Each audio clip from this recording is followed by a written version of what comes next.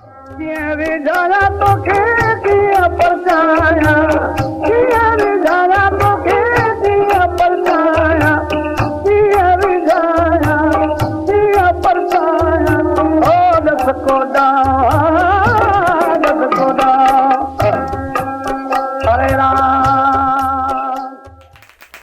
दोस्तों नमस्कार, मेरे YouTube चैनल पर एक बार फिर से आपका स्वागत है। संत कंवराम साहब के पिछले जीवन प्रसंग में हमने जाना कि किस तरह से माता तीरथ बाई ने अपने बालक कंवर को सुसंस्कार देकर उसके जीवन की नींव रखी। आज का जीवन प्रसंग है सदगुरु से मिला कोहरी कंवर, यानी कोहर बेचने वाला कंवर। अपने श्रोताओं से एक लेखक की हैसियत से मैं एक बात स्पष्ट कहना चाहता हूं कि इस जीवन प्रसंग को लिखते समय मुझे बहुत समय लगा। कारण था कि मैं जब इस दृश्य की कल्पना कर रहा था तब बालक कंवर के मुख से कुछ ऐसे गंभीर संवाद बोले जा रहे थे जिसकी कल्पना एक 9 वर्षीय बालक के मुख से संभव नहीं है। और यही वो संवाद थे, यही वो डायलॉग थे जिसने सदगुरु सच्चे साईं सतराम दास साहब को भी प्रभावित किया। मगर मेरी तार्किक बुद्धि यही कहती थी कि एक 9 साल का बालक इतनी ऊंची और गहरी बात कैसे कह सकता है। यह तो एक अतिशयोक्तिपूर्ण बात मानी जाएगी और जिसकी आलोचना भी हो सकती है। मगर फिर मुझे बाबा साईं चांदूराम साहब की याद आई। उन्होंने कहा था कि संत कंवराम बहुत ही समझदार संत थे। उनके बराबरी का समझदार और व्यवहार कुशल संत उस समय सिंध में ढूंढना मुमकिन नहीं था।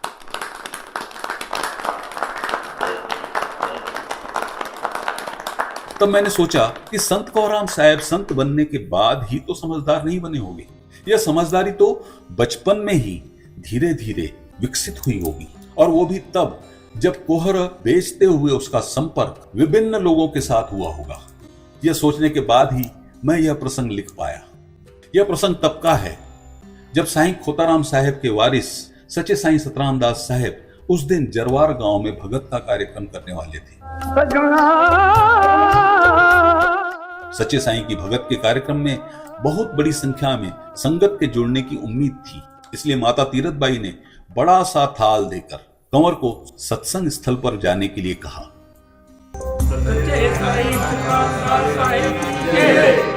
सच्चे साईं जब मौज में गा रहे थे तभी दूर से कंवर की एक हल्की सी मधुर आवाज गूंजने लगी। राम नाम जा कोहर खाओ, प्यारा मिठड़ा कोहर खाओ। सच्चे साईं ने इस आवाज को सुनकर अचानक अपना भजन रोक दिया और साजिंदों को भी रुकने का इशारा किया।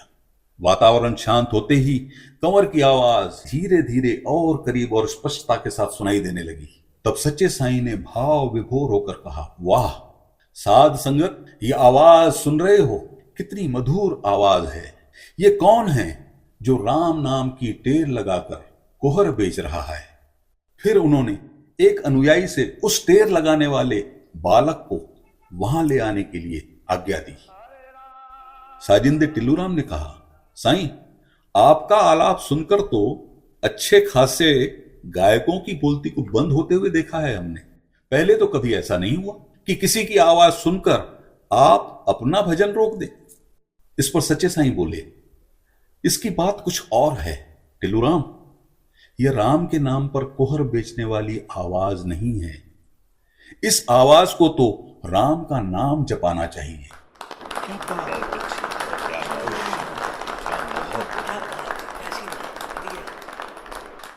अनुयायी ने जब बालक कंवर की बाह पकड़कर भीतर प्रवेश किया तब सहमे हुए कंवर की ओर सभी उत्सुकता से देखने लगे, जिसके कारण बालक कंवर और भी सहम गया। यह देखकर सच्चे साईं ने तेज आवाज लगाई, अरे रे रे, ये क्या कर रहे हो? अरे भाई, मैंने इसे प्यार से लाने के लिए कहा था, यूं पकड़कर लाने के लिए नहीं। देखते नहीं बालक कितना डर गया है। फिर कंवर की ओर देखकर प्यार से साईं बोले, डरो नहीं मेरे बच्चे, इधर आओ।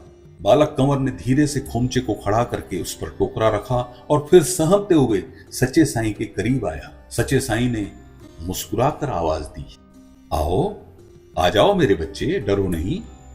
हाँ, अब जरा मुस्कुरा के दिखाओ।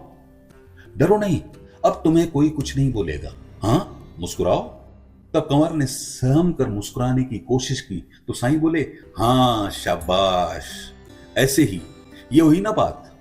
और फिर सच्चे साईं अपने अनुयायी से नाराजगी दिखाते हुए बोले, प्यार से ले आने में और पकड़ कर ले आने में फर्क होता है। इस फर्क को समझने का सलीका तुम लोगों में न जाने कब आएगा।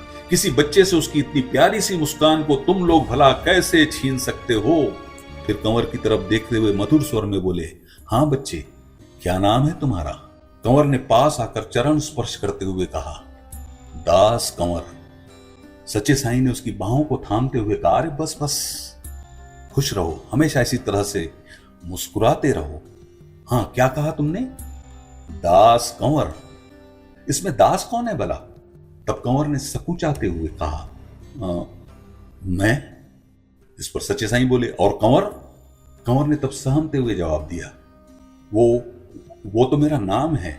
सच्चे साईं के मुंह से निकला, कमाल है, दास कंवर।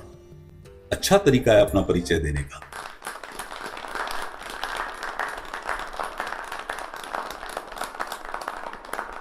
फिर बड़े प्यार से वो बोले, ये राम नाम का जाप तुम ही कर रहे थे ना? तब कंवर ने सहम कर कहा, मैं तो कोहर बेच रहा था। माफी।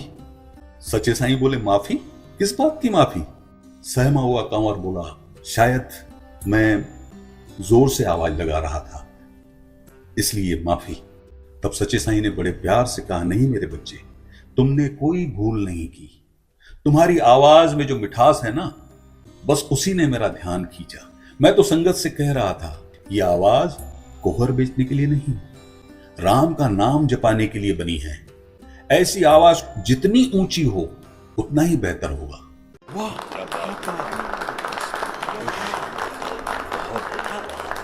तुम किसके बेटे हो? कंवर ने थोड़ा झिझकते हुए फिर से जवाब दिया, अम्मा का नाम तीरथबाई है और बाबा ताराचंद। सच्चे साईं ने पूछा, तुमने संगीत कहां से सीखा है? जब कंवर ने इनकार में सिर हिलाया, तब सच्चे साईं ने बड़े प्यार से कहा, तो अपने अम्मा बाबा से कहना तुम्हें संगीत की तालीम जरूर दिलवाएं, तब तो यह आवाज और भी कमाल करेगी। और हाँ, उनसे कहना जब भी वो रहेड़ की आए तो मुझसे आकर जरूर मिले, ठीक है? अच्छा, ये कोहर हमें भी खिलाओगे ना? कंवर ने हामी भरते हुए खुशी से कोहर की पुड़िया बनाकर सच्चे साईं के हाथ में दे दी। सच्चे साईं पुड़िया लेते हुए बोले, कितने पैसे हुए? इस सवाल पर कंवर का सिर इनकार में हिलता हुआ देखकर साईं ने कहा, इसका क्या मतलब मेरे बच्चे? ये कोहर सारी संगत में बंटने हैं, ये कोहर हम मुफ्त में तो ले नहीं सकते। अब बताओ कितने पैसे देने होंगे? जब कंवर ने हिचकिचाकर कहा कि पैसे नहीं, तब सच्चे साईं ने बड़े प्यार से पूछा, ऐसा क्यों? सच्चे साईं के मधुर व्यवहार के कारण कंवर अब थोड़ा आश्वस्त हो चुका था। तब कंवर ने थोड़ा सा साहस दिखाया, थोड़ा सा खुलकर बोला। वो क्या है कि अम्मा दो बातें कहती है।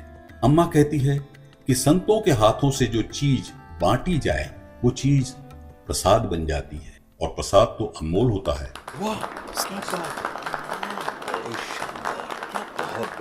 सच्चे साईं बोले, बहुत बढ़िया, और दूसरी बात?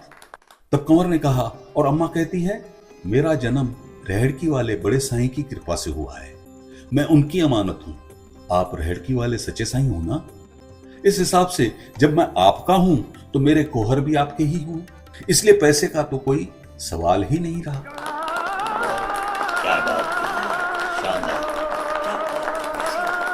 सच्चे साईं के मुंह से निकला, वाह कंवर वाह, तुम्हारी बातों ने तो मेरा दिल जीत लिया है रे।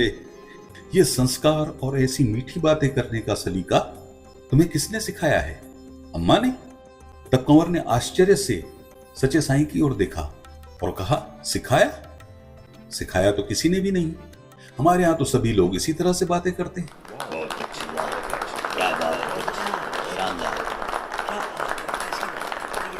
यह सीधी सच्ची सरल बात सुनकर सच्चे साईं के मुख से निकला, वाह क्या बात कही है। साथ संगत सुन रहे हो, कितनी प्यारी बात कही है। यह बात सीखने लायक है कि सलीका और संस्कार बोलकर नहीं सिखाए जा सकते।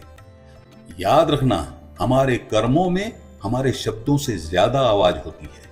हमारे बच्चे हमारी बातें सुनकर नहीं सीखते, बल्कि हमारे आचरण को देखकर सीखते हैं।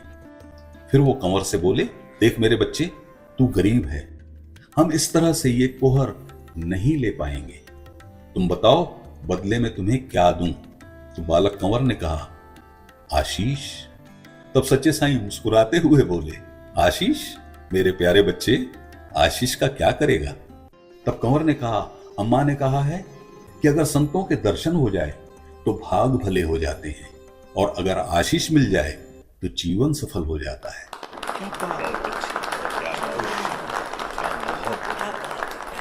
यह सुनकर सच्चे साईं से रहा नहीं गया। उन्होंने खींचकर बालक कंवर को अपनी बाहों में भर लिया और बोले, धन्य है वो मां जिसने अपने बच्चे को ऐसे संस्कार दिए हैं। प्यारे कंवर, तू कह रहा था ना, तू मेरा है इसलिए तेरे सारे कुहर मेरे हुए, है ना कंवर?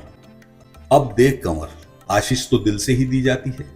प्यारे, तूने तो मेरा दिल ही चुरा लिया है। अब जब मेरा दिल ही तेरा हुआ तो इस दिल की सारी आशीषें तेरी हुई।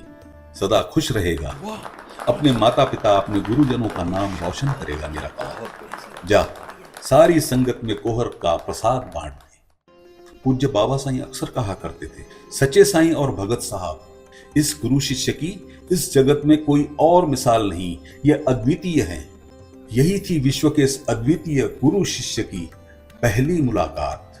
कंवर को एक कामिल सद्गुरु मिल गए और सच्चे साईं को अपना रूहानी वारिस। मगर अभी इसमें कुछ समय बाकी था, क्योंकि बालक कंवर की जिंदगी में अभी और भी इम्तिहान बाकी थे। इन्हें हम आगे के जीवन प्रसंगों में सुनेंगे। तो फिर मिलते हैं अगले जीवन प्रसंग में। तब तक के लिए नमस्ते। मन का जन्म